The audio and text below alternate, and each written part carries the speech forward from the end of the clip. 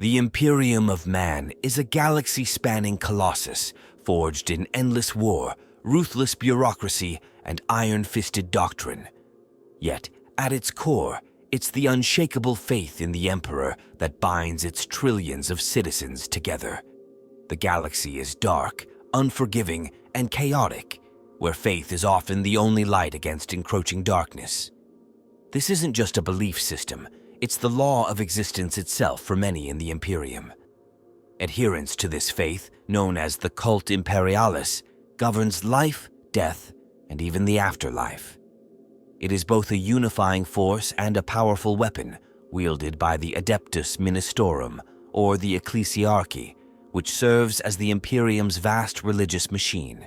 The Imperium's devotion to the Emperor was born from necessity and has evolved into a rigid, highly structured belief system. The Emperor is no longer just a ruler. He's a god whose divine will guides humanity against the myriad dangers lurking in the void. But this faith wasn't always a central tenet of imperial life. In fact, the Emperor himself once rejected the notion of godhood, viewing worship as a path to fanaticism that could fracture humanity. His goal was to guide humankind through reason, science, and unity. Yet, as the tides of war and heresy reshaped the galaxy, faith became the binding force that held the Imperium together when logic alone could not withstand the darkness. The religion of the Imperium, now overseen by the Adeptus Ministorum, is a paradox. It preaches unity but often divides, spreads hope yet demands fear, and promises salvation while condemning heretics with ferocious zeal. The ecclesiarchy, based on Terra, enforces the worship of the god emperor with the vigor of an army, and its influence reaches every corner of imperial space. From the smallest hive worker to the highest noble, the people of the Imperium learn that unquestioning faith in the emperor is not merely encouraged, but demanded. This is not a benign creed. It's one that punishes any doubt with fire and sword. The ecclesiarchy's power is a matter of survival, for it believes that only unwavering devotion can shield humanity from the countless alien, heretical, and demonic threats looming over the galaxy. The spread of this faith, however, didn't happen overnight. The transformation of the Emperor's vision from secular unifier to divine ruler occurred through tragedy and necessity, shaped by the disastrous events of the Horus heresy. This devastating civil war tore the nascent Imperium apart and nearly claimed the Emperor's life. To his followers, the Emperor's survival, albeit on the brink of death, was nothing short of a miracle, a sign that he was indeed divine. But for the Adeptus Ministorum, it was the spark needed to rally the people and consolidate power through religious authority. Today, the Ministorum enforces a strict orthodoxy through its extensive network of clergy, preachers, and missionaries, many of whom are backed by the fanatical Sisters of Battle, the militant wing of the ecclesiarchy. But for every loyal imperial citizen who lives and dies by this faith, there are untold thousands who secretly doubt or openly defy the ecclesiarchy's authority. To challenge the word of the Emperor's Church is to risk being branded a heretic, facing death or worse. For the average citizen, loyalty is not a choice, but a survival instinct woven into their very understanding of the universe. Yet, despite this apparent unity, the religion of the Imperium is riddled with complexities, conflicts, and contradictions. The cult imperialis is both an immovable pillar and a dangerous weapon, one that can be wielded to inspire hope or incite despair. Beneath the surface lies a story of ideological battles, zealotry, and a continual struggle to interpret the Emperor's true will. Different worlds may have their own local saints and martyrs, and the interpretations of the Ministorum's doctrine can vary, often violently, from sector to sector. Even within the highest ranks of the ecclesiarchy, there are those who whisper doubts, seeing the Emperor not as a god, but as a man who was forced into divinity by the needs of a fractured humanity. In the vast Imperium, the cult imperialis serves as both shield and sword, defending humanity from threats that it can barely comprehend and seeking to guide it through a galaxy devoid of mercy. As we delve deeper, we'll explore the major players, critical events, and the intricate machinery that keeps this vast faith alive. The story of the Imperium's religion is one of survival, transformation, and an unyielding belief that even in humanity's darkest hour, the light of the Emperor will guide it to salvation.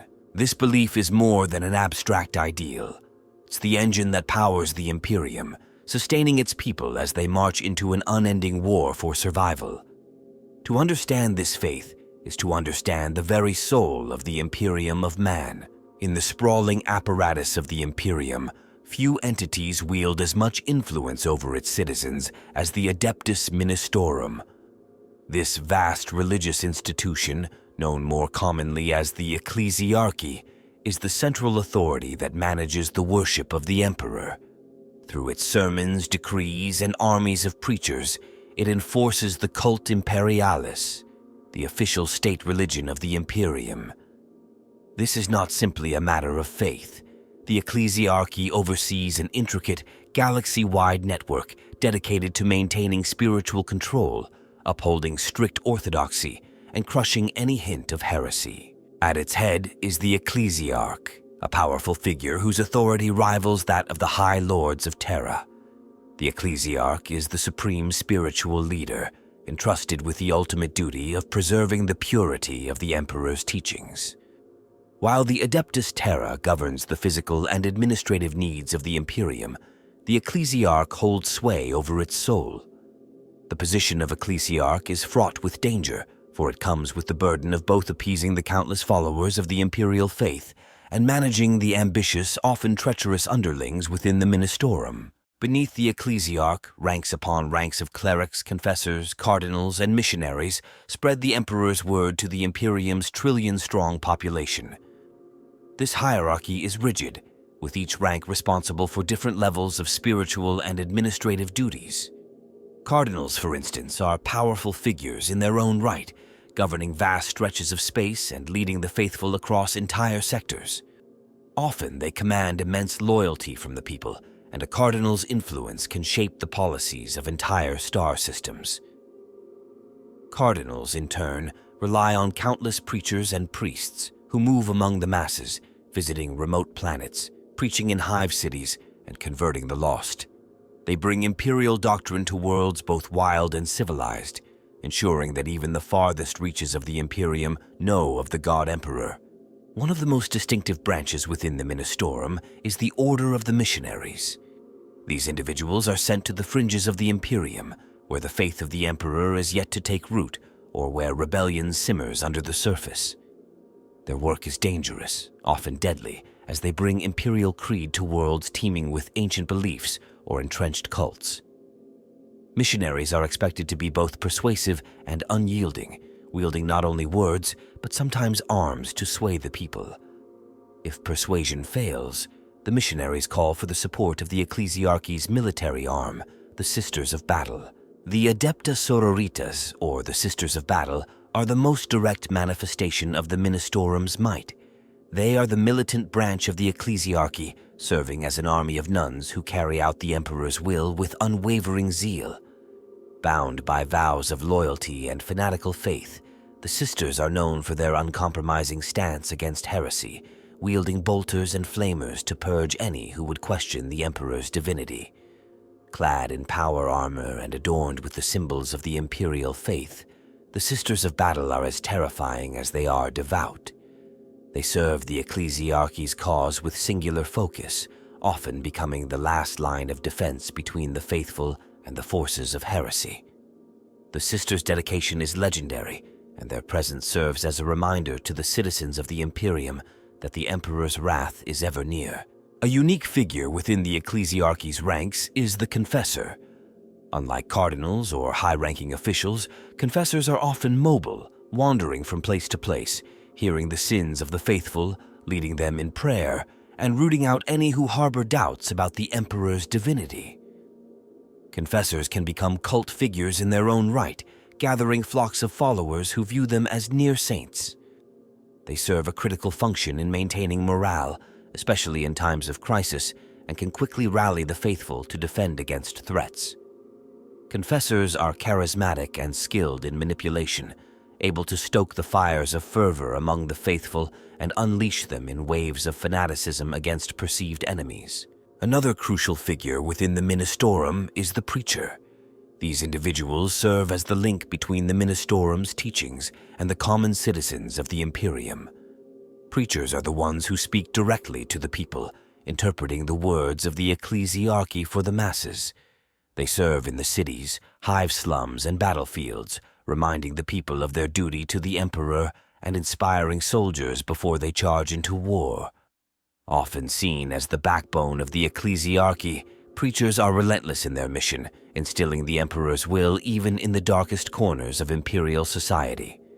Their influence is immense, for they are the ones who see the suffering and hardship of the Imperium firsthand, transforming it into fuel for unwavering devotion. Despite the rigid hierarchy, the Ministorum's ranks are not immune to conflict. Ambition, envy, and power struggles are rife within its structure. Cardinals often feud for control over star systems or rival each other in influence over the ecclesiarch. The lure of political power within the ecclesiarchy is strong, and while the cult imperialis preaches humility, many in its upper echelons use their positions to further their own agendas. The balance between spiritual devotion and personal ambition is delicate, and the repercussions of such power struggles can be felt across the Imperium. Often, the faith of entire worlds can hinge on the outcome of these internal conflicts, and a slighted cardinal or a disgraced confessor can bring ruin to entire sectors. The reach of the Adeptus Ministorum is all-encompassing. Through its control over the faithful, the ecclesiarchy can sway imperial policies, direct crusades, and even influence the Adeptus Terra. While the Ministorum itself has no formal role in the military governance of the Imperium, its moral authority is such that few would dare to defy its will. Entire wars have been fought, crusades launched, and planets purged on the command of a single cardinal or under the ecclesiarch's edict. The Ministorum's influence extends into nearly every aspect of life, from the rites of birth and death to the vows taken by soldiers on the eve of battle. While the Ministorum wields considerable power, its actions are technically constrained by the decree passive, a restriction imposed following the age of apostasy. This edict prevents the ecclesiarchy from controlling any men under arms, a rule established to curb its growing influence over the Imperium's military. However, the decree passive does not apply to female warriors, allowing the ecclesiarchy to maintain its private army in the form of the Adepta Sororitas. This loophole, exploited by the ecclesiarch of the time, has allowed the Sisters of Battle to flourish as the Ministorum's holy warriors, serving as a constant reminder of the Ministorum's willingness to bend rules to maintain power. The Adeptus Ministorum stands as the Imperium's shield against spiritual decay. Its clergy, preachers, and sisters are bound together by a singular purpose: to ensure that humanity's faith in the Emperor remains absolute. They are a force of order in a galaxy spiraling into chaos, dedicated to preserving the sanctity of the Emperor's vision. However, this dedication comes with a cost, for the Ministorum's power is both a boon and a threat to the Imperium. The fanatical zeal it fosters has forged a united front against heresy and alien gods, yet it has also bred suspicion, intolerance, and violence. To question the Ministorum is to question the Emperor, and in the Imperium of man, that is a heresy punishable by death. In the grim and unforgiving galaxy of the 41st millennium, the origins of the Adeptus Ministorum are shrouded in both legend and brutal necessity. The ecclesiarchy was not born overnight, but instead emerged through centuries of struggle, fueled by humanity's desperation to survive in a universe teeming with threats. As the Imperium expanded, so too did its encounters with dangers that defied understanding: Xenos empires, warp-spawned horrors, and corrupting heresies that threatened to tear humanity apart from within. In such a hostile environment, the faith in the Emperor grew from a spark into a blazing inferno, offering the Imperium a much-needed symbol of hope and resilience. Yet the journey to establish the ecclesiarchy as a central pillar of imperial life was neither smooth nor inevitable. It was a path forged through the fires of war and political intrigue.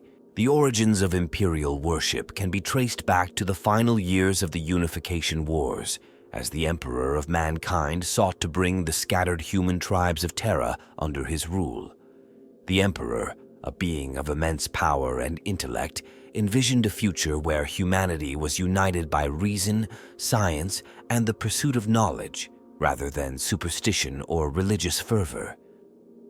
As he rose to power, the Emperor deliberately positioned himself as a secular leader, rejecting claims of divinity and banning all forms of organized religion. He saw faith as a divisive force, one that could lead to fanaticism and blind obedience, posing a threat to the stability he sought to establish. However, while the Emperor himself resisted religious worship, the seeds of a faith in his divinity began to take root. Many of his followers, awestruck by his abilities and charisma, began to view him as more than a man. They saw him as a god, a belief that persisted despite his repeated denials. This early worship was fragmented, scattered across the vast territory of the Imperium as humanity embarked on the Great Crusade, reclaiming lost human worlds from the grip of alien oppressors and tyrants.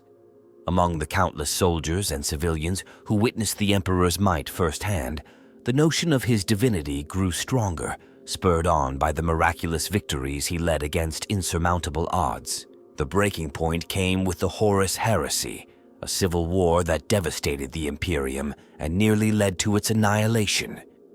The Emperor's favored son, Horus, fell to chaos and waged war against his father in an attempt to claim the Imperium for himself. This treachery shattered the Emperor's vision for humanity, plunging the galaxy into chaos. As the Horus heresy reached its climax, the Emperor engaged in a fateful duel with Horus aboard the traitor's flagship. The Emperor emerged victorious, but at a terrible cost. Mortally wounded, he was forced onto the Golden Throne, a life support device that kept his failing body alive but rendered him a silent, immobile figure. For many, this act of sacrifice transformed the Emperor from a mere leader into a martyr, solidifying his image as a divine protector who had given everything to save humanity. In the aftermath of the Horus heresy, the Imperium was left in a state of collapse. Countless planets lay in ruins, and the unity that the Emperor had fought so hard to achieve was fractured. It was during this time that the need for a unifying force became painfully clear. The Emperor's custodians, those who remained loyal to his vision, saw that without a single binding faith, humanity would splinter into chaos. This was the moment that marked the birth of the cult imperialis, a state religion centered on the Emperor's divinity, established to maintain order and reinforce loyalty across the Imperium's fragmented territories. In the centuries that followed, the fledgling ecclesiarchy began to grow in power, evolving from a loose collection of cults and factions into a unified organization. Driven by the desperate need for stability, the cult imperialis took root across the galaxy, with preachers and missionaries traveling to every corner of the Imperium to spread the Emperor's word. The role of the ecclesiarchy became increasingly crucial, providing not only spiritual guidance, but also a sense of identity and purpose for humanity in a hostile universe. By formalizing worship of the Emperor, the ecclesiarchy managed to forge a common ground for humanity, transcending the political divisions and rivalries that threatened to tear the Imperium apart. However, the rise of the ecclesiarchy was not without its challenges. The Ministorum's power expanded rapidly, and with it came inevitable conflicts. Secular authorities, particularly the Adeptus Terra, viewed the growing influence of the ecclesiarchy with suspicion, fearing that the Ministorum's zealous preachers would undermine the authority of the imperial bureaucracy. Tensions grew as the ecclesiarchy's leaders, intoxicated by their newfound power, began to push for greater control over the Imperium's population, believing that only through absolute faith in the Emperor could humanity survive the threats that loomed at its borders. These tensions reached a breaking point during the Age of Apostasy, a dark period in the Imperium's history when the ecclesiarchy's unchecked ambition nearly led to a second civil war. The notorious High Lord Gog Van Dyer, who held both the positions of ecclesiarch and master of the administratum, used his authority to impose brutal religious reforms and consolidate his personal power. Van Dyer's tyranny sparked a wave of dissent, leading to a massive uprising against the ecclesiarchy's abuses. This period of turmoil threatened to tear the Imperium apart once more, as Van Dyer's despotic rule led to widespread suffering and disillusionment among the faithful. The age of apostasy ended with Van Dyer's assassination, but its impact was lasting. To prevent a recurrence of such tyranny, the newly established decree passive banned the ecclesiarchy from directly controlling any men under arms. This act of reform marked a significant turning point in the history of the Adeptus Ministorum, forcing it to relinquish its military power and reshaping its role within the Imperium. Nevertheless, the ecclesiarchy retained its influence through the Sisters of Battle, the Adepta Sororitas, who would serve as the Ministorum's enforcers while technically complying with the decree passive's restrictions. Despite these reforms, the ecclesiarchy continued to wield substantial power over the Imperium's populace. The cult imperialis became deeply entrenched in the daily lives of citizens across the galaxy. Every moment of their existence, from birth to death, was marked by rites, prayers, and doctrines that reinforced loyalty to the Emperor. For the average citizen, worship of the Emperor was not a matter of choice, but a way of life, an unbreakable law enforced by the ever-watchful eyes of the Ministorum's agents. Over the centuries, this devotion transformed into a rigid orthodoxy, with the ecclesiarchy ruthlessly stamping out any deviations or heretical beliefs that threatened to destabilize the Imperium's unity. The ecclesiarchy's transformation from a collection of fervent believers into a vast religious bureaucracy was complete. The faith that began as a unifying force in humanity's darkest hour had become an institution, one that demanded obedience and controlled nearly every aspect of imperial life. It preached salvation but imposed punishment, offering solace to the faithful while condemning heretics to burn. As the Ministorum's power grew, so too did its role as the Imperium's spiritual backbone, a pillar of order in a galaxy ruled by fear and superstition. This evolution of the ecclesiarchy laid the foundations for the faith that endures in the Imperium to this day. What began as scattered reverence for a powerful leader became a belief system so absolute that to question it was to risk death. As the Imperium expanded across the stars, the faith in the Emperor, cemented by the Adeptus Ministorum, grew to encompass an intricate system of rituals, doctrines, and practices. What was once a desperate need for unity transformed into an unyielding devotion that infiltrated every aspect of life in the Imperium. The ecclesiarchy ensured that each planet, each hive city, and each family adhered to the tenets of the cult imperialis, weaving a vast web of influence that spanned worlds. As a result, the spread of the imperial faith followed a carefully orchestrated series of steps, each stage reinforcing the Ministorum's reach over human hearts and minds. The process of bringing a planet into the fold of the cult imperialis often began with a visit from missionaries or preachers, tasked with assessing the population's susceptibility to the faith. In many cases, these missionaries operated as the vanguard of imperial rule, arriving before the Astra Militarum or Adeptus Arbites to prepare the people spiritually for incorporation into the Imperium. On worlds where belief systems already existed, the Ministorum's representatives skillfully adapted or overrode these beliefs, transforming local deities and spirits into aspects of the Emperor or saints of the faith. Through persuasive sermons and displays of imperial miracles, the missionaries wove the Emperor's worship into the fabric of the planet's culture, aligning the population's values with those of the Imperium. For newly conquered or compliant worlds, the integration process was smoother, though no less intense.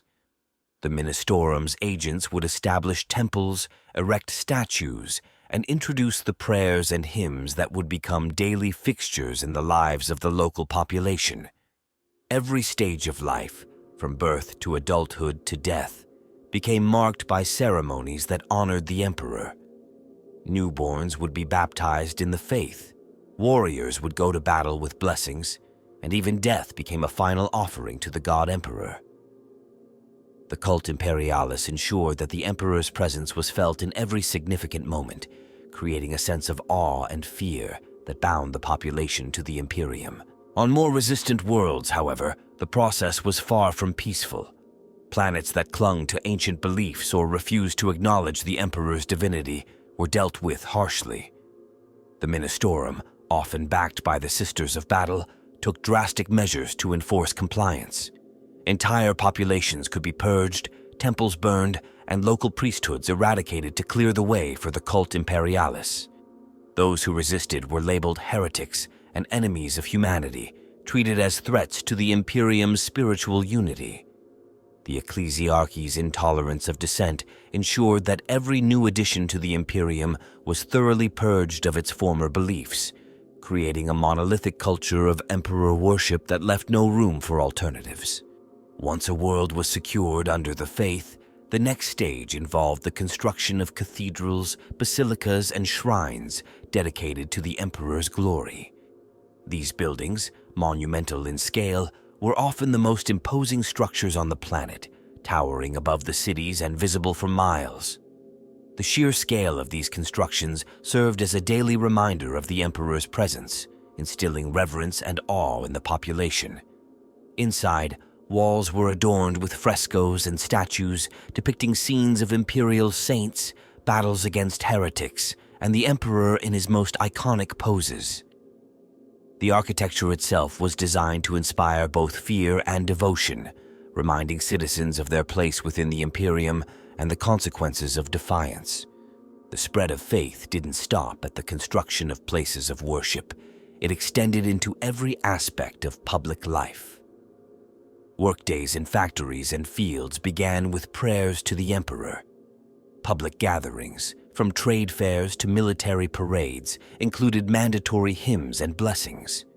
Citizens were encouraged to report any signs of heretical behavior or unorthodox beliefs among their neighbors, creating an environment of mutual surveillance.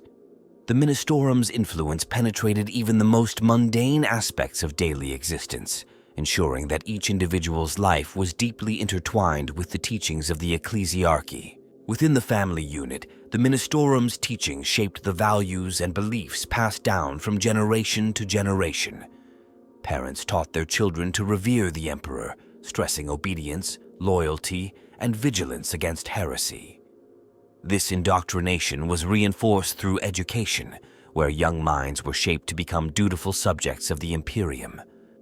Schools operated under the Ministorum's authority, teaching not only literacy and basic arithmetic, but also the tenets of the faith and the importance of devotion to the emperor.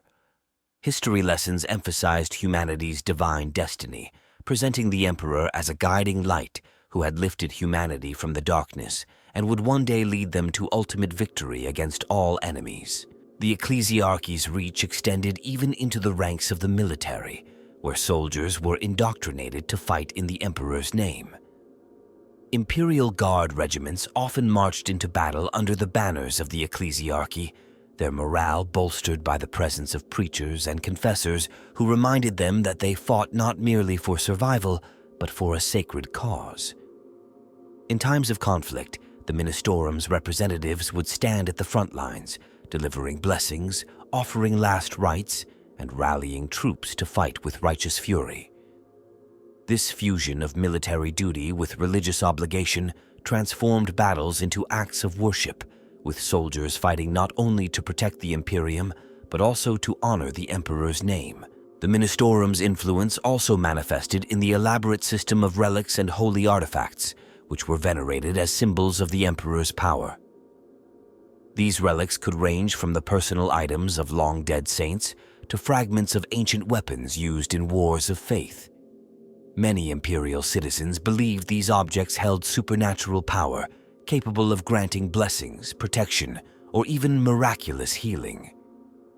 These artifacts were carefully preserved, transported with reverence, and displayed during religious ceremonies, adding a tangible element of the divine to the daily lives of the faithful.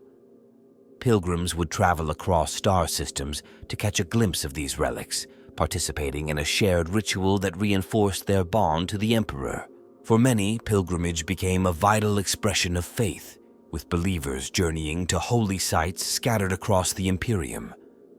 Some sought the tombs of saints, while others traveled to worlds where miracles were said to have occurred. These journeys were often perilous, as pilgrims faced the dangers of warp travel, alien raiders, and inhospitable environments. Despite these risks, countless Imperial citizens saw pilgrimage as their sacred duty, a way to demonstrate their devotion. These voyages also allowed the Ministorum to showcase its power and resources, as cathedrals on pilgrimage worlds became monumental displays of the ecclesiarchy's influence, with grand ceremonies held to honor the arrival of devout travelers. At the heart of the Ministorum's efforts to maintain control was the concept of heresy, a catch-all term for any deviation from the Orthodox faith. To the ecclesiarchy, heresy was not merely a personal failing, but a contagious disease that threatened to unravel the very fabric of the Imperium. As a result, the Ministorum took extreme measures to root out heresy wherever it appeared.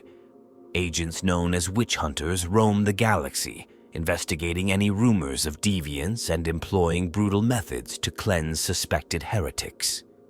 These witch hunters were authorized to execute those found guilty on the spot, their authority derived from the ecclesiarchy's claim to safeguard the Emperor's will.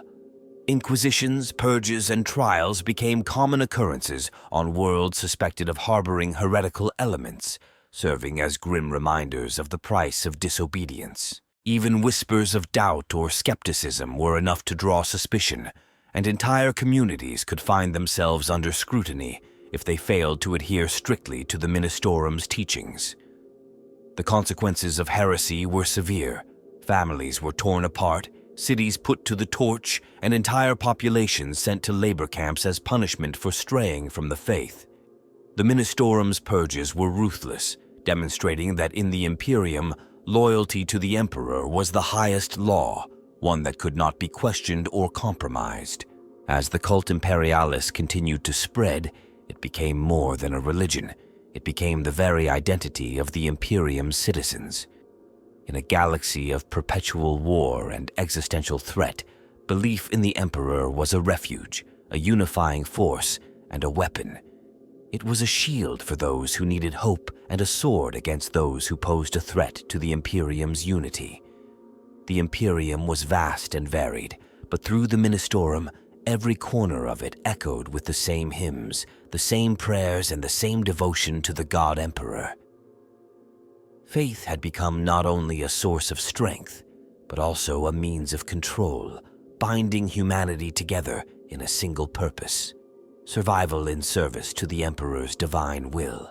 The faith-driven machine of the Imperium is sustained not only by a devotion to doctrine, but also by a series of pivotal events that have molded it into an unbreakable force. Among the most defining moments in the history of the ecclesiarchy was the declaration of the Thorian Reformation, an era-shaping movement that reshaped the faith, tested the unity of the Imperium, and birthed a new fervor within the ecclesiarchy. The Thorian Reformation transformed the structure, purpose, and aspirations of the Adeptus Ministorum, setting the stage for both its modern organization and the uncompromising orthodoxy that would come to define it. The Reformation began in a time of unprecedented crisis. Across the Imperium, corruption, inefficiency, and doctrinal confusion weakened the ecclesiarchy's hold on the faithful. Rogue preachers, regional cardinals, and even entire planetary cults began interpreting the Emperor's teachings in their own ways, resulting in fragmented doctrines that clashed with the ecclesiarchy's official narrative. Worlds began adopting conflicting beliefs, some distorting the Emperor's worship with heretical elements, others shifting their allegiance entirely, venerating local saints and miracle workers over the Emperor himself. This disunity made it clear that without strong, centralized control, the Ministorum's influence would fracture, and the Imperium itself could be torn apart from within. As rumors of these deviations reached Terra, the upper echelons of the Ministorum realized that drastic action was necessary to secure the Emperor's worship against any threat, whether internal or external. In response, Thorian, a visionary cardinal known for his unyielding faith and exceptional charisma, spearheaded a sweeping reform that would establish a strict, centralized orthodoxy and enforce an unbroken line of faith across every world in the Imperium. Named for its leader, the Thorian Reformation aimed to eradicate heresy, standardize doctrine, and place absolute control over the faith in the hands of the ecclesiarchy. Thorian's first move was to eliminate the doctrinal variations that had arisen among the many worlds of the Imperium. He initiated a campaign of purges and inquests to root out those who had strayed from the central tenets of the cult imperialis, sparing no one in his mission to restore purity to the Emperor's faith. Traveling from sector to sector, Thorian's representatives interrogated local priests, preachers, and cardinals, interrogating them for even the slightest deviation. Any who resisted were branded as heretics and executed. This sweeping purge sent a message across the galaxy. The Emperor's word was singular, and no deviation would be tolerated. With each purged heretic, the ecclesiarchy solidified its image as the unassailable guardian of the Emperor's divine truth. Thorian's reforms did not stop at purging heretics. He also introduced a standardized system of scripture that outlined the Emperor's will in explicit detail, leaving no room for regional interpretations. These texts, known as the canon of the God Emperor, became the foundation of the Ministorum's teachings, shaping the beliefs of billions. Every preacher, every confessor, and every teacher within the Imperium was required to study and follow these scriptures without question. The canon was comprehensive and inflexible, detailing everything from the proper prayers for each occasion to the correct method of burning heretical artifacts. Thorian's canon aimed to eliminate any possibility of misinterpretation, creating a doctrinal framework that would be passed down through generations. At the same time, Thorian realized that instilling fear alone would not be enough to unite the faith. He saw the need for a deeper, more personal connection between the people and the Emperor's worship, one that would inspire both fear and love, loyalty and devotion. To achieve this, he promoted the veneration of saints and martyrs who had given their lives in the service of the Emperor. Thorian ordered the construction of shrines and altars dedicated to these figures, giving citizens tangible heroes to whom they could direct their prayers and offerings. By introducing saints as intermediaries between the Emperor and his people, the ecclesiarchy created a sense of personal devotion within the broader worship, making the faith feel both universal and intimate. Through the veneration of saints, the ecclesiarchy instilled a culture of martyrdom and sacrifice within the Imperium. Citizens came to see death in service to the Emperor as the highest honor, a pathway to spiritual immortality. Stories of the saints' lives, their miracles, and their ultimate sacrifices were spread across the galaxy, becoming a cornerstone of imperial belief. These figures represented ideals that every citizen could aspire to: courage, loyalty, and unwavering devotion. The stories served as both inspiration and a warning. Those who followed the Emperor's will would be remembered forever, while those who strayed faced eternal damnation. However, Thorian's reforms faced significant resistance, particularly from regions and individuals who had grown powerful within the older, more decentralized structure.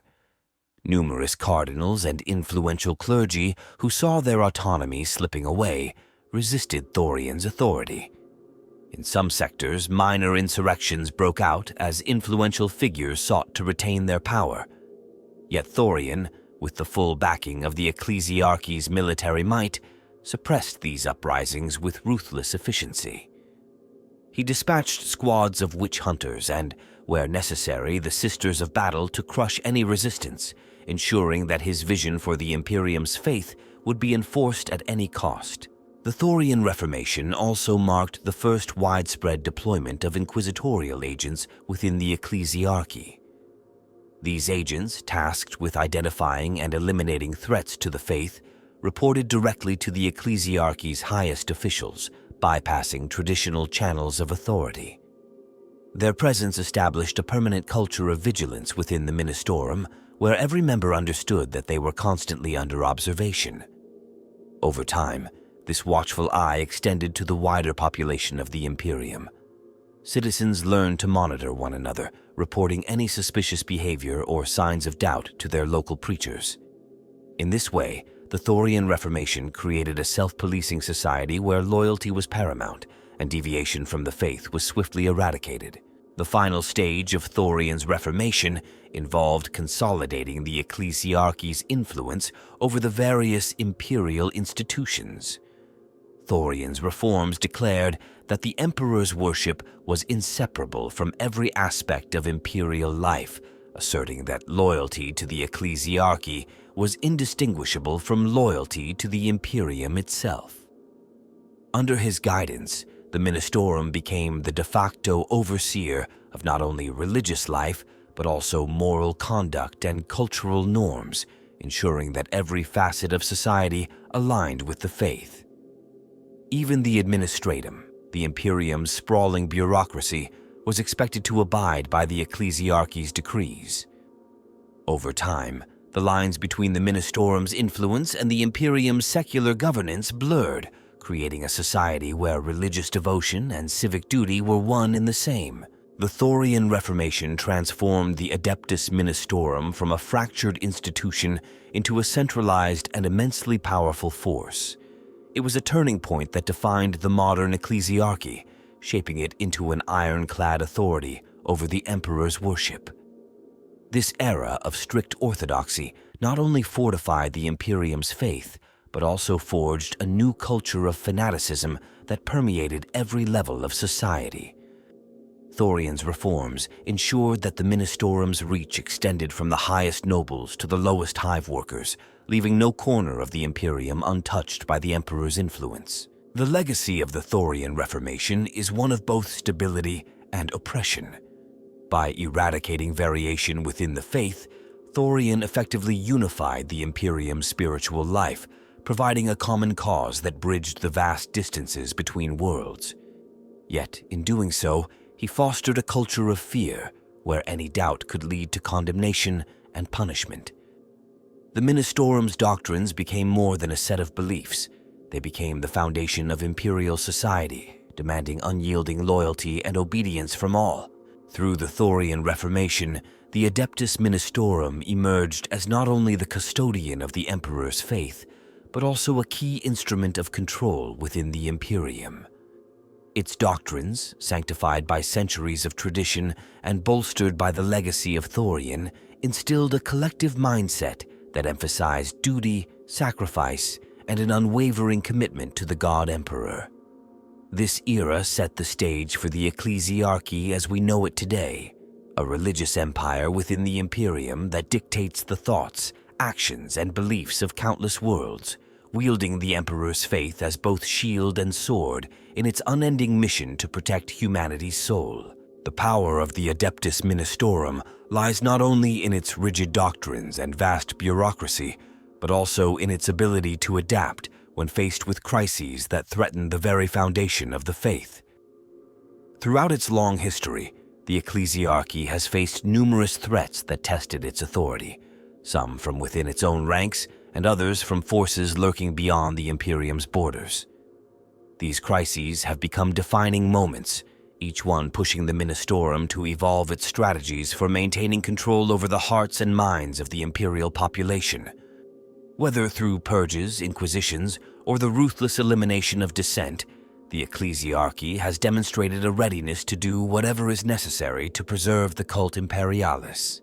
One of the most perilous threats to the Ministorum's authority has always been heresy, a catch-all term for any belief, thought, or practice that deviates from the rigid doctrine of the ecclesiarchy. Heresy is seen as more than a spiritual failing.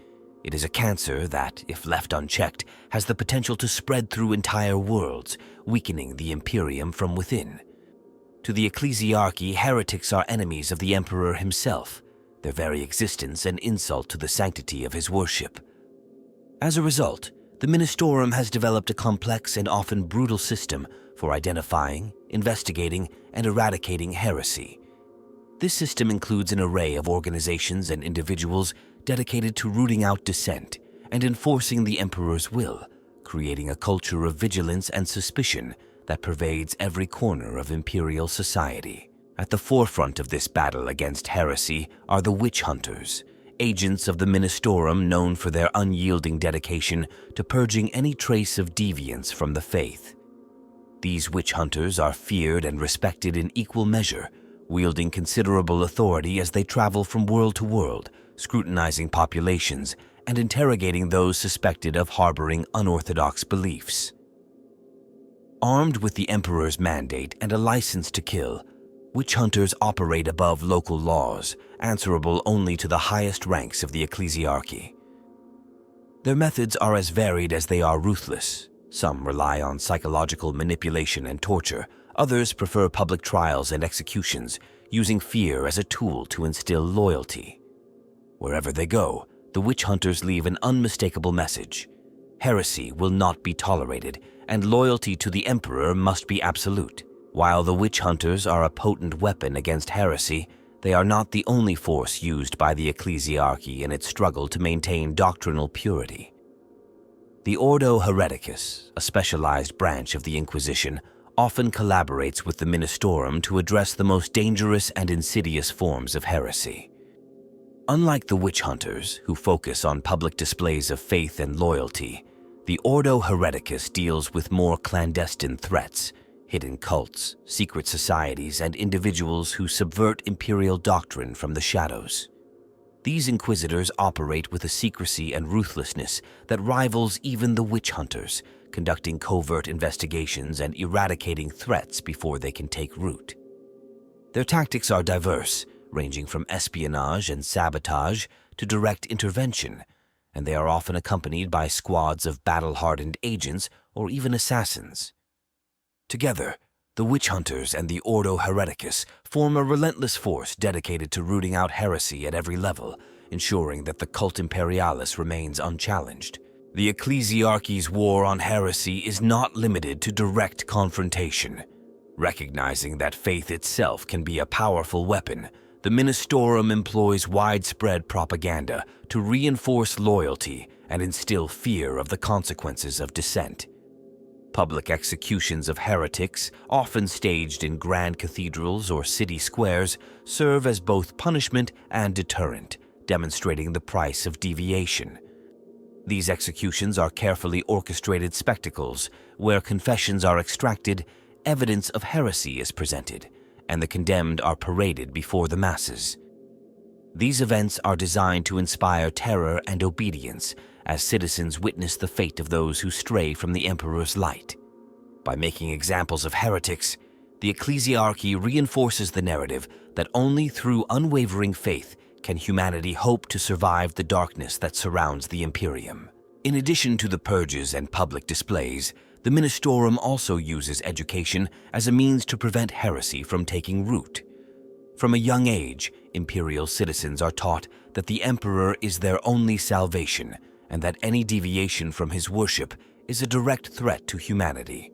Schools, known as Schola Progenium, are run by the ecclesiarchy and serve to indoctrinate the children of deceased imperial servants, training them to become loyal soldiers, administrators, and clergy. These institutions drill imperial doctrine into their students, creating generations of citizens who are not only devoted to the Emperor, but also ready to identify and report any signs of heresy.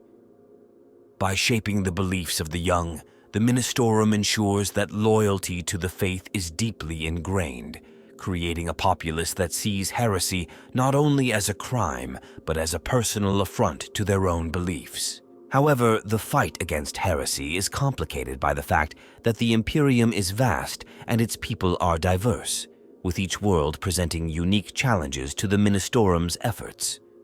Some planets are home to ancient beliefs and customs that predate the arrival of the Imperium, while others are inhabited by populations that live in near constant contact with alien species. For the ecclesiarchy, these unique cultures are both a challenge and a threat, as they can give rise to nonconformist ideas that the Ministorum views as potential seeds of heresy. In these cases, the ecclesiarchy often deploys special agents known as cultural purifiers, whose task is to reshape the local culture to align with the cult imperialis. These agents study the customs of each world and work to blend them with imperial doctrine, creating a hybrid belief system that emphasizes loyalty to the emperor while eradicating any elements that could foster dissent. Despite these efforts, the Ministorum's influence is not absolute, and some heretical groups manage to evade detection or suppression. Among these are rogue cults, secret organizations that revere forbidden knowledge or ancient pre-imperial gods. Some are drawn to the allure of chaos, tempted by promises of power and freedom from the rigid laws of the Imperium. Others seek enlightenment through ancient texts and philosophies that contradict the ecclesiarchy's teachings. These heretics are hunted relentlessly by both the witch hunters and the Ordo Hereticus, but their existence serves as a reminder of the challenges the ecclesiarchy faces. The threat of heresy is ever present, lurking in the shadows and festering within the Imperium's underbelly, a constant reminder that the war for the Emperor's faith is never truly won. In times of crisis, when heresy grows too widespread to be contained by ordinary means, the ecclesiarchy may resort to declaring a war of faith. These wars are holy crusades, sanctioned by the Ministorum and aimed at purging entire regions of suspected heretical influence. A war of faith is a brutal and total campaign, with entire worlds subject to re-education, purges, or even complete extermination if deemed necessary. These wars are led by the most devout commanders within the Ministorum, who rally armies of the faithful and lead them into battle against any who would challenge the Emperor's divinity. During these crusades, the Ministorum often works alongside other branches of the Imperium's military, creating an unstoppable force that overwhelms any resistance. These campaigns are devastating, leaving scars across entire sectors, but they serve to reinforce the Ministorum's authority and remind the population that loyalty to the Emperor is a matter of survival. The ecclesiarchy's unyielding stance on heresy has created a culture where vigilance is paramount, and citizens are constantly reminded of their duty to report any suspicious behavior. This has led to a society where trust is scarce, as individuals live in fear of being denounced by neighbors, friends, or even family members. While this atmosphere of suspicion ensures compliance, it also has a corrosive effect on the fabric of imperial society, fostering paranoia and isolation. Nonetheless, to the ecclesiarchy, these sacrifices are necessary for the survival of the faith. The Ministorum's leaders believe that only through absolute control and vigilance can humanity remain safe from the darkness that lies beyond the Emperor's light. The ongoing struggle against heresy defines much of the Ministorum's role within the Imperium. It is a never-ending battle, a war fought not only against external threats, but also within the hearts and minds of humanity itself. Through this tireless effort, the ecclesiarchy has forged a society where the faith in the Emperor is both a source of unity and a tool of oppression. By rooting out dissent and eliminating heresy, the Ministorum has created a world in which faith is synonymous with survival, a fragile balance that must be constantly maintained if humanity is to endure the horrors of the galaxy. The cost is high, but in the eyes of the ecclesiarchy, it is a price worth paying to safeguard the Imperium's soul. Among the unique and daunting aspects of the Adeptus Ministorum's mission to preserve the faith are the specialized methods and technologies developed to control the minds and hearts of imperial citizens. For the ecclesiarchy, maintaining the cult imperialis goes beyond sermons and doctrines. It involves harnessing technology, crafting rituals, and wielding symbolic authority with great precision. These tools are as vital to the Ministorum as bolters are to the Astra Militarum, each designed to deepen devotion, promote conformity, and ensure that faith in the Emperor permeates every level of society. One of the most effective tools in the Ministorum's arsenal is the Vox Domini, a system of communication devices embedded in public spaces, temples, and even work areas. These devices broadcast prayers, hymns, and sermons day and night, ensuring that the Emperor's name echoes ceaselessly through the minds of the populace. The Vox Domini was originally developed to reinforce loyalty and unity during difficult times, providing a constant source of inspiration and guidance for the faithful. However, over the centuries, the Ministorum has turned these devices into tools of indoctrination. The relentless repetition of religious mantras and exaltations serves to normalize the faith in such a way that citizens internalize it almost instinctively. Even in the remotest hive slum or distant outpost, the Emperor's voice, filtered through the ecclesiarchy's rhetoric, is never far from the ears of his people. Another powerful technology employed by the Ministorum is the Psychana Choir, an organization made up of psychic individuals trained to amplify and project emotions. These psychers, operating under strict control, are tasked with focusing the psychic energy of the faithful to bolster morale and stoke fervor.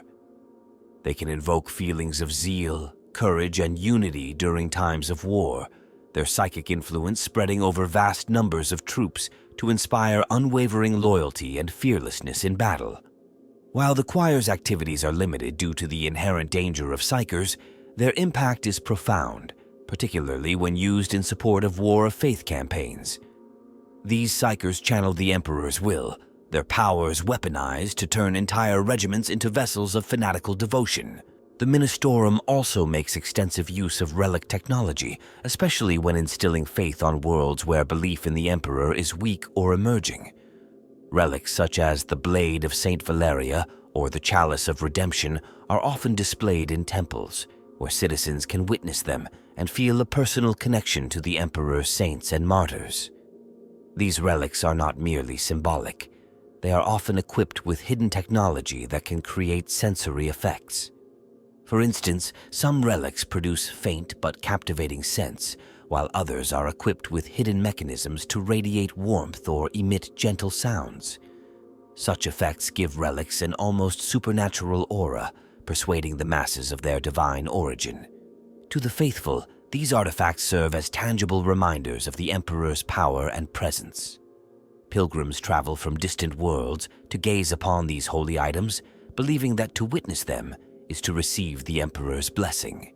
In tandem with these technological marvels, the Ministorum relies heavily on the practice of sacred rites and rituals.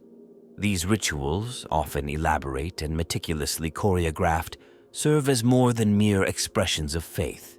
They are psychological tools, carefully designed to foster submission and obedience. Some ceremonies involve communal acts of devotion, such as mass penitence or the swearing of loyalty oaths, during which citizens pledge themselves anew to the Emperor's service. Others are performed to mark significant milestones, such as the blessing of the tools, where even the most basic instruments and weapons are consecrated in the Emperor's name. Through these rituals, the Ministorum ensures that every aspect of a citizen's life, down to the tools they handle and the air they breathe, is sanctified as part of their worship. Among these rites is the sacred act of penitence, a cornerstone of imperial devotion. Citizens are encouraged and often required to seek absolution for perceived failings and shortcomings in their service to the Emperor. Confessionals in temples are always active as citizens visit to confess their sins, real or imagined, to Ministorum clerics. This act of repentance is not only a personal release, it is also a means by which the ecclesiarchy maintains its authority. By confessing their sins, citizens acknowledge their imperfections and renew their dependence on the Emperor's guidance. For the Ministorum, penitence is a potent psychological tool, as it reinforces the notion that everyone must strive to be worthy of the Emperor's grace. Technology is also used to assist with the surveillance of citizens, ensuring that any signs of disobedience or heretical behavior are quickly identified and dealt with. Surveillance cherubim, Small floating servitors resembling winged infants are commonly used in temples, workplaces, and public squares to monitor the behavior of citizens. These cherubim are equipped with sensors and audio recording devices, their purpose hidden beneath an appearance designed to evoke innocence and purity. They hover silently, recording everything they observe and transmitting it to the local ecclesiarchy authorities. This constant surveillance creates an environment of mutual mistrust, as citizens know that their every move is being watched. The cherubim serve as an ever-present reminder of the Emperor's omniscience, reinforcing the idea that there is no hiding from the Ministorum's judgment. In addition to cherubim, the Ministorum makes use of data shrines, specially consecrated cogitators or databanks loaded with Ministorum-approved doctrines and scriptures. These shrines are installed in public spaces, temples, and even private homes on more devout worlds. Citizens are encouraged to use these devices to access recorded sermons, historical accounts of saints' lives, and guidance on how to live in accordance with the faith. The content is carefully curated to ensure that it reinforces loyalty and discourages independent thought. In this way, data shrines serve as both an educational resource and a means of control, guiding the thoughts of the faithful and preventing the spread of unorthodox ideas. Alongside technology, the Ministorum relies on powerful symbols that speak to the psyche of the imperial citizenry. Symbols such as the aquila, the twin-headed eagle, are used to reinforce loyalty and strength. This symbol is stamped on temples, armor, clothing, and even the skin of the faithful, serving as a daily reminder of the Imperium's unity under the Emperor. The ecclesiarchy often employs artists and artisans to create grand statues and murals depicting scenes of the Emperor's glory and the saints' sacrifices. These visual displays, combined with the Ministorum's rituals and artifacts, create a visually saturated environment where loyalty to the Emperor is inescapable. Every wall, every banner, and every insignia tells the same story. The Emperor is humanity's salvation, and the Ministorum is his voice. To ensure compliance during periods of unrest, the Ministorum also employs re-education camps and penitential labor colonies. These facilities serve as both punishment and rehabilitation, where those who have shown heretical tendencies are subjected to intensive indoctrination. In these camps, inmates are required to memorize scriptures, undergo daily confessions, and perform arduous labor in the Emperor's name. Through a combination of physical exhaustion and relentless indoctrination, these facilities break down any remnants of resistance, reprogramming the heretic into a devoted servant. The camps are a last resort for the Ministorum, used when all other methods have failed, but they are a stark reminder of the length the ecclesiarchy will go to enforce conformity. The Ministorum's influence extends even into the realm of medicine. When imperial citizens seek healing, they often encounter ecclesiarchal chirurgeons, doctors trained not only in medical techniques, but also in the tenets of faith. These chirurgeons offer physical healing alongside spiritual guidance, framing medical recovery as a form of redemption. Patients are encouraged to view their suffering as a test of faith, with recovery seen as a reward for their loyalty to the Emperor. In cases where physical healing is not possible, chirurgeons administer rites to ease the soul's journey to the Emperor's side. This fusion of medicine and faith reinforces the Ministorum's presence even in moments of vulnerability, ensuring that loyalty to the Emperor remains paramount at all times. Through these technologies, symbols, and carefully crafted rituals, the Ministorum wields a near-absolute power over the daily lives of the Imperium's citizens. The machinery of faith operates in unison, from the grand cathedrals on hive worlds to the smallest prayer shrines on remote colonies. Each tool serves a purpose, reinforcing the Emperor's presence in every facet of life. The faith promoted by the Ministorum is not merely a belief system. It is an immersive experience that defines the reality of every imperial citizen, shaping their thoughts, guiding their actions, and binding them to the Imperium. This arsenal of techniques, whether through relentless reminders of the Emperor's greatness or the silent threat of surveillance cherubim, ensures that the citizens of the Imperium remain steadfast in their devotion. For the ecclesiarchy, the integration of faith and technology is a weapon as powerful as any bolter or chainsword, an unbreakable hold on the minds of billions. It is this combination of fear, reverence, and unwavering belief that fortifies the Imperium against the darkness beyond, ensuring that the cult imperialis stands strong in a galaxy that knows no mercy. Among the countless heroes and villains who populate the Imperium's history, some figures stand out not only for their actions, but for the indelible mark they left on the faith of the Imperium. These characters, each embodying either the virtues or the vices of the cult imperialis, have shaped the way the Imperium interprets its doctrines, transforming the Ministorum into the force it is today. From holy saints and pious martyrs to twisted heretics and treacherous betrayers, these figures have inspired generations, instilled fear, and even caused entire worlds to shift their loyalties. One of the most revered figures in the history of the ecclesiarchy is Saint Celestine, the living saint. Known for her miraculous ability to return from death, Celestine embodies the Ministorum's core belief in the Emperor's divine intervention. Clad in golden armor and wielding a burning sword, she has appeared in countless battles, rallying the faithful and inspiring soldiers to fight with renewed zeal. Her presence is often seen as a sign of the Emperor's direct blessing, proof that the God Emperor watches over his people and intervenes when their need is greatest. Celestine's miracles are legendary. She has healed the wounded with a touch, driven back enemy forces with mere words, and even been seen to glow with a light so brilliant that it blinds her enemies. To the faithful, she is nothing less than the Emperor's angel incarnate, a living reminder of his everlasting presence. Celestine's reputation as a miracle worker has made her a figure of almost mythical proportions. Her exploits are recounted in hymns, her image replicated in statues and paintings across the galaxy. Her return from death is often cited as proof of the Emperor's divinity and the power of faith. However, her role is not limited to inspiring the masses.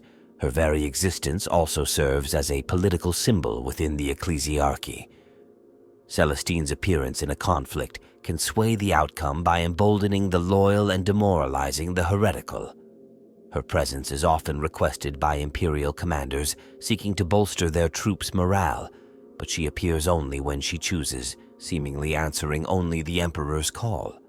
This divine autonomy places her outside the direct control of the Ministorum, yet her alignment with its goals has made her one of its greatest assets. In stark contrast to Celestine stands the infamous apostate Cardinal Bucharus. Known as the Cardinal of the Crimson Flame, Bucharus led one of the most destructive and heretical rebellions in the Imperium's history. Originally a respected figure within the ecclesiarchy, Bucharus amassed a significant following, preaching a radical interpretation of imperial doctrine that veered dangerously toward self-worship and absolute authority. His followers believed him to be a chosen prophet of the Emperor, and through cunning manipulation, Bucharus convinced entire worlds to follow him, abandoning their loyalty to the Ministorum. His rise to power culminated in the Plague of Unbelief, a catastrophic period in which several imperial sectors were torn apart by Bucharus's heretical regime. Bucharus's fall was as dramatic as his rise. After years of brutal suppression by the Imperium's forces, he was eventually captured and executed, his legacy serving as a cautionary tale for future generations. His story is taught in ecclesiarchy schools as an example of the dangers of unchecked ambition and deviation from the faith. His heretical rule serves as a reminder of the consequences of straying from the Emperor's true path, and his name is synonymous with betrayal and corruption.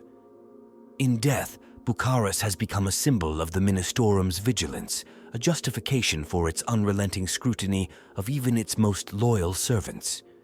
His legacy is one of fear, ensuring that those who rise within the ecclesiarchy understand the dire consequences of defying its doctrines. Beyond these legendary figures, the Imperium's faith is also shaped by countless saints, each representing a specific virtue or aspect of imperial life. Saints such as Drusus, Sabbat, and Olanius Pius are celebrated for their sacrifices, with entire worlds dedicated to their worship. Each of these saints has a unique story of martyrdom, miraculous deeds, or piety that reflects the virtues the ecclesiarchy holds dear: courage, humility, and unwavering loyalty. These saints are immortalized in Scripture, and their lives are studied by the faithful who seek to emulate their dedication. Many citizens pray to specific saints for guidance in different aspects of their lives. A soldier might pray to Saint Sabbat for courage before battle, while a laborer may seek Saint Drusus's blessing for strength to endure the hardships of his daily toil. These saints are not only symbols of faith, they are also instruments of the ecclesiarchy's control, their stories carefully curated to reinforce loyalty and obedience. Through their canonization, the Ministorum creates role models for the Imperium's citizens, providing examples of how one should live and, if necessary, die in service to the Emperor. The tales of the saints are filled with lessons on the virtues of sacrifice and the dangers of doubt, each story a powerful tool in the Ministorum's efforts to cultivate a population that views loyalty to the Emperor as the highest calling. While saints and martyrs form the heart of imperial devotion, there are also darker figures who embody the depths of heresy and treachery, their names invoked as warnings. Figures like Cyrene Valentor, a former preacher who turned against the ecclesiarchy, serve as symbols of the corrupting allure of forbidden knowledge. Cyrene was a high-ranking cleric who sought answers to the mysteries of the warp and was ultimately corrupted, her pursuit of knowledge leading her to the embrace of chaos. Her transformation into a heretic marked her as an example of the dangers of unchecked curiosity. Today, her name is spoken with fear, and she is held up as a symbol of the peril inherent in questioning the doctrines of the Ministorum. Even within the ranks of the faithful, there are those who walk a fine line between veneration and heresy. Some clergy have been accused of saintcraft, a forbidden practice involving the manipulation or exaggeration of miracles to increase their personal power and influence. While the ecclesiarchy publicly condemns such actions, there are whispered rumors that certain high-ranking members have exploited saintly relics or even fabricated miracles to solidify their control over local populations. These incidents, when uncovered, are dealt with ruthlessly, as the Ministorum cannot afford to let its reputation be tarnished by accusations of deceit. Nonetheless, such tales serve as a reminder that even those closest to the Emperor are not immune to corruption. The ecclesiarchy also contends with rogue preachers and self-styled prophets who arise from within the population, claiming divine visions or revelations from the Emperor himself. These individuals are a constant source of tension, as their claims often attract followers and spark localized cults. While some of these preachers genuinely believe in their visions, others exploit their positions for personal gain. The Ministorum is quick to silence or absorb these rogue figures, offering them positions within the ecclesiarchy if they submit or if they resist, branding them as heretics to be purged. By absorbing or eliminating these figures, the Ministorum protects its monopoly on the interpretation of the Emperor's will, ensuring that no competing voices challenge its authority. The figure of the confessor holds a special place within the Ministorum's hierarchy, embodying both the virtues of faith and the potential for fanaticism. Confessors are itinerant preachers who travel from world to world, delivering fiery sermons and rallying the faithful to purge heresy. Known for their passionate oratory and unyielding zeal, confessors are beloved by the common citizens, who view them as direct conduits of the Emperor's wrath and mercy. However, their influence makes them unpredictable, as some confessors become too powerful, gathering followings that rival those of local clergy. The ecclesiarchy monitors these figures closely, careful to support their work while ensuring that their loyalty remains unquestioned. Perhaps the most haunting figures in the Ministorum's history are the penitent saints, individuals who committed grave sins and later sought redemption through extreme acts of penance.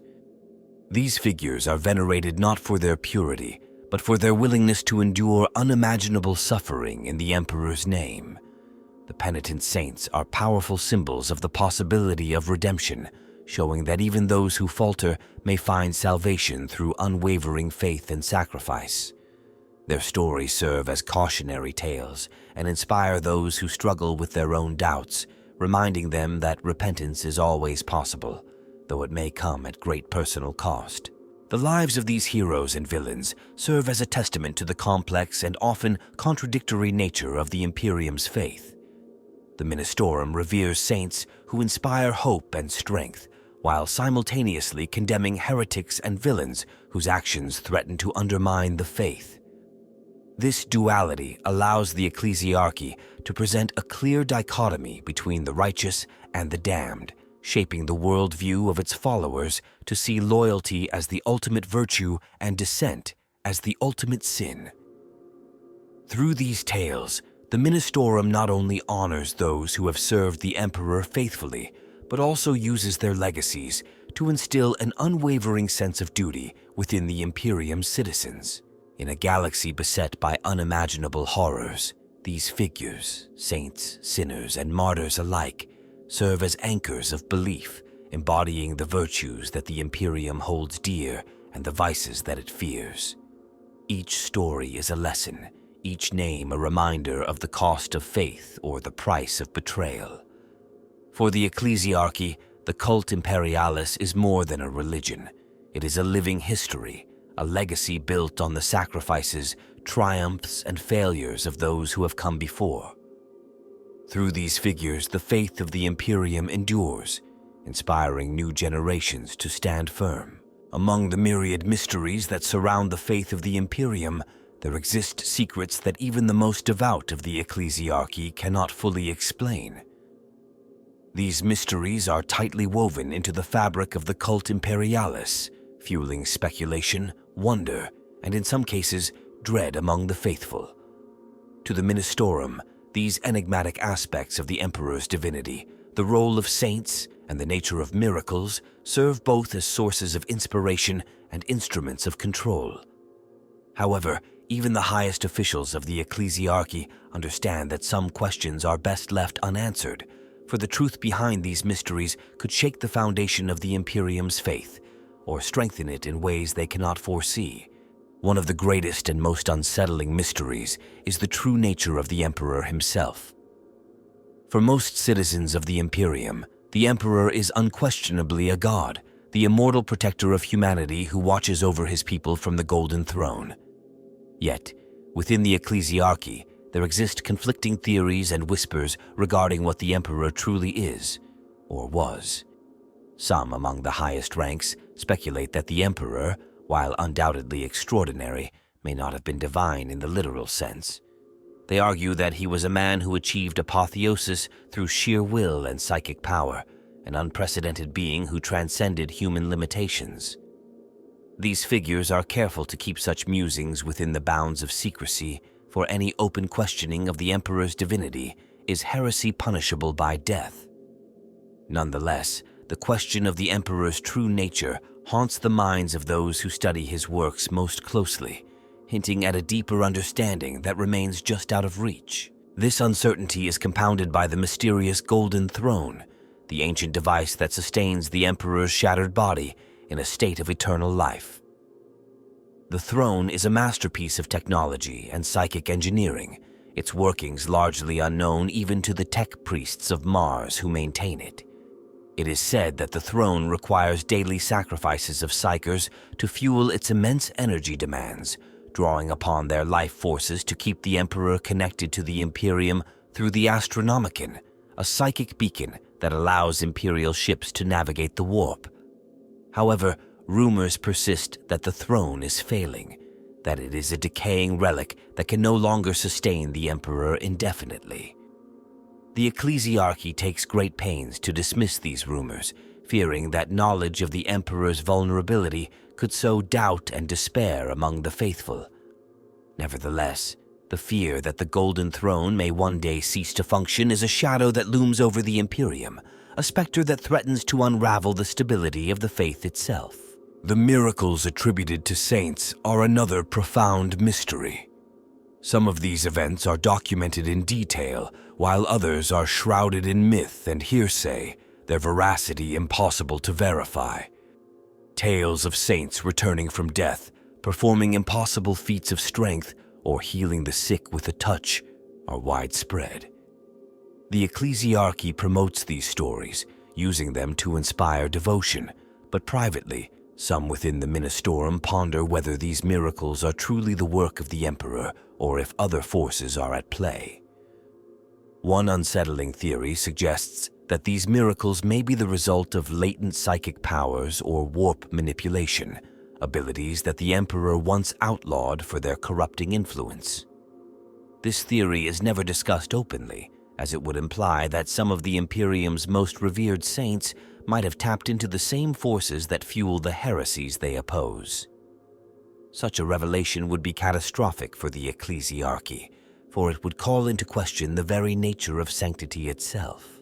The Sisters of Battle, the ecclesiarchy's militant arm, are often present during battles where miraculous occurrences are reported, adding another layer of intrigue to the phenomenon of miracles. Some sisters seem to experience states of heightened awareness or receive visions in the midst of combat, moments that they interpret as the Emperor's direct guidance.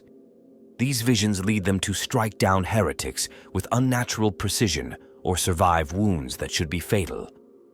While the Ministorum attributes these feats to the Emperor's intervention, other observers suggest that the sisters may possess an unspoken connection to the warp, a terrifying thought given the Imperium's stance on psychic powers.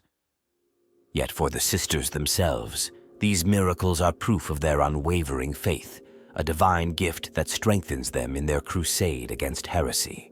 There are also mysteries surrounding the relics held sacred by the ecclesiarchy. Each relic is venerated as a tangible piece of the Emperor's legacy, said to hold holy power or even fragments of the Emperor's essence. Yet, for some of these artifacts, no verifiable history exists. Relics such as the Holy Bolter of Saint Mina or the Blessed Armor of Saint Catherine appear suddenly in the historical record, their origins unknown, yet they are accepted as holy due to the aura of sanctity that surrounds them. Some theologians and historians within the ecclesiarchy quietly debate whether these relics were genuinely wielded by saints or created later to inspire faith. In either case, the relics' impact on the faithful is profound, as the Ministorum uses them as focal points for pilgrimage and worship, imbuing them with a significance that transcends their physical form. The concept of sainthood itself is fraught with enigmas. The process of canonizing a saint is one of the ecclesiarchy's most secretive rites, involving an intricate investigation of a candidate's life, miracles, and martyrdom. However, the criteria for sainthood are not as clear-cut as they appear. Some figures, despite displaying extraordinary devotion, are never canonized, while others are raised to sainthood despite histories that include questionable acts. The ecclesiarchy insists that the Emperor alone guides the selection of saints, but whispers within the Ministorum suggest that political motives and alliances often play a role in these decisions. Some cardinals and high-ranking clergy may advocate for the canonization of individuals who serve their interests, ensuring that saints emerge from regions or factions that align with their own agendas. This manipulation of sainthood raises the question: are some saints chosen for their faith or for their utility to the Ministorum's goals? Equally puzzling is the phenomenon of spontaneous miracles reported on certain worlds. These events, often referred to as blessings, occur without any apparent cause, leading some to believe that these worlds are under the Emperor's special protection. Reports of rain falling on drought-ravaged planets or plagues lifting without explanation are seized upon as signs of the Emperor's mercy. Yet, imperial scholars have occasionally suggested that such phenomena may be natural occurrences, their timing coincidental. The ecclesiarchy strongly discourages such skepticism, labeling any attempt to rationalize miracles as heretical. Still, for those who witness these events, the truth hardly matters. What matters is the belief that the Emperor himself has intervened to protect his people. Finally, there exists the mystery of the visions known as the Emperor's dreams. These visions are said to come to certain devout individuals, priests, soldiers, and even common citizens who claim to experience glimpses of the Emperor's mind. The dreams are described as both awe-inspiring and terrifying, filled with cryptic symbols, apocalyptic warnings, or glimpses of ancient battles. Those who receive these visions often become fervent preachers or warriors, dedicating their lives to deciphering the Emperor's will. The ecclesiarchy neither confirms nor denies the legitimacy of these dreams, allowing them to proliferate in rumor and legend. For some, the Emperor's dreams are divine messages, but others worry that they might be psychic echoes of the Emperor's struggle within the warp, fragments of his consciousness reaching out to the faithful. Regardless of their origin, the visions inspire unwavering loyalty, fueling the notion that the Emperor is still watching over his people, guiding them through the darkest times. These mysteries, unexplainable and perhaps unknowable, serve a crucial function for the ecclesiarchy. By maintaining an aura of the unknown around certain aspects of the faith, the Ministorum deepens the devotion of the faithful, who view these mysteries as proof of the Emperor's divine nature. The unanswered questions become a source of strength, reinforcing the idea that the Emperor's ways are beyond human understanding, thus demanding absolute trust. To the ecclesiarchy, these mysteries are not obstacles but essential elements of the faith, serving as reminders of the limits of mortal knowledge and the need for unwavering belief. In a galaxy where logic and reason are often overshadowed by fear and faith, these mysteries become pillars of hope, offering comfort to those who face unimaginable horrors. The faithful do not need explanations. They need assurance that their Emperor is with them, watching, protecting, and guiding them through the darkness. By preserving these mysteries, the ecclesiarchy ensures that the Emperor remains a transcendent figure, a god whose wisdom is beyond question and whose plans are beyond comprehension. In this way, the mysteries of the Imperium's faith become both a shield and a sword, empowering the faithful while keeping them bound to the Ministorum's vision of an unbreakable, eternal Imperium.